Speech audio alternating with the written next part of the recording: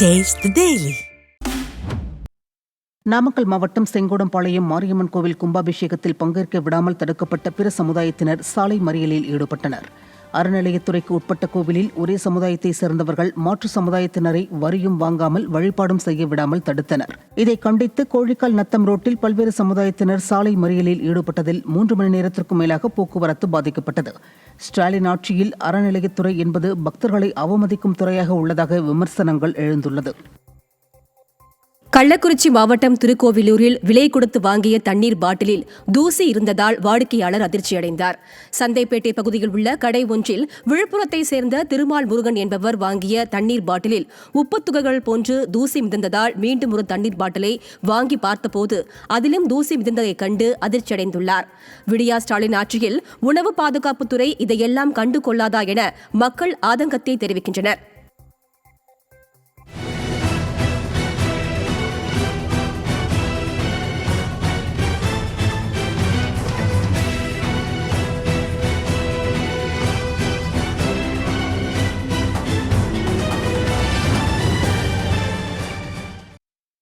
மதுரை மாவட்டம் திருமங்கலம் அருகே அரசு பேருந்தை சிறைப்பிடித்து கிராம மக்கள் சாலை மறியலில் ஈடுபட்டனர்.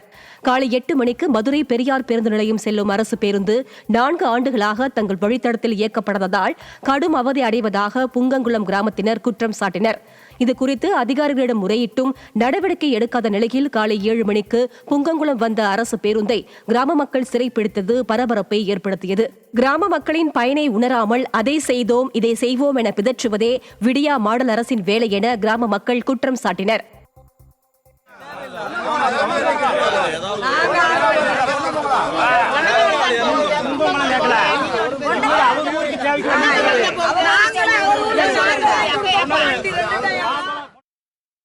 இப்போ 8 மணிக்கு வந்த வண்டி 4 வருஷமாக வரல. அது மாமூலாக வந்துட்டு இருந்த வண்டி 4 ஆண்டுகளாக நாங்களும் மனு கொடுக்குறோம், பேசுகிறோம், வரல. இப்போ நாங்கள் இன்ன வரைக்கும் டிப்போவை நம்பினோம். இப்போ அரசு கவனத்துக்கு கொண்டு போகிறோம். நாகப்பட்டினம் மாவட்டத்தில் மத்திய அரசின் ஜல்ஜீவன் திட்டத்தின் மூலம் பணிகள் நிறைவடைந்ததாக கணக்கு காட்டப்பட்டுள்ள நிலையில் ஒரு சொட்டு குடிநீர் கூட வரவில்லை என மக்கள் குற்றம் சாட்டியுள்ளனர். வீடுகள் தோறும் குடிநீர் வழங்கும் ஜல்ஜீவன் திட்டத்திற்கு நாகப்பட்டினம் மாவட்டத்தில் சுமார் 1400 கோடி ரூபாய் ஒதுக்கப்பட்டுள்ள நிலையில் பணிகள் நிறைவடைந்ததாக கணக்கு காட்டப்பட்டுள்ளது. ஆனால் குடிநீர் குழாய்களில் தண்ணீர் வராததால் விடியா அரசின் உடந்தையுடன் பணம் கையாடப்பட்டுள்ளதாக பொதுமக்கள் குற்றம் சாட்டியுள்ளனர்.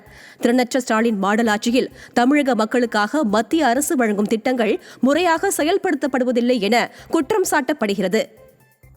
வீட்டுக்கு வீடு குடிநீர் இணைப்பு இல்லத்தில் கொடுக்கணுங்கிறதா மத்திய அரசோட திட்டம். இந்த திட்டத்தை செயல்படுத்த வேண்டியது மாநில அரசினுடைய பொறுப்பு. இந்தியா முழுவதுமே பெரும்பாலான மாநிலங்கள் நிறைவேறி இருக்கின்றன. ஆனால் தமிழகத்தில் மட்டுமே டெல்டா மாவட்டத்திலும் எல்லா பகுதியிலுமே இந்த திட்டம் நிறைவேற்றப்படவில்லை. குறிப்பாக நாகப்பட்டினம் மாவட்டத்தை பொறுத்த வரைக்கும் 1392.95 லட்சம் கிட்டத்தட்ட பார்த்தீங்கன்னாக்கா 1400 கோடி கிட்டத்தட்ட திட்டத்துக்கு குடிநீர் வடிகால் மூலியமாகவும் ஒதுக்கியிருக்காங்க. ஆனால் அங்கங்கே இருக்கக்கூடியது வந்துட்டு காட்சி பொருளாக தான் இருக்குது. நீ தண்ணியே வரவே கிடையாது.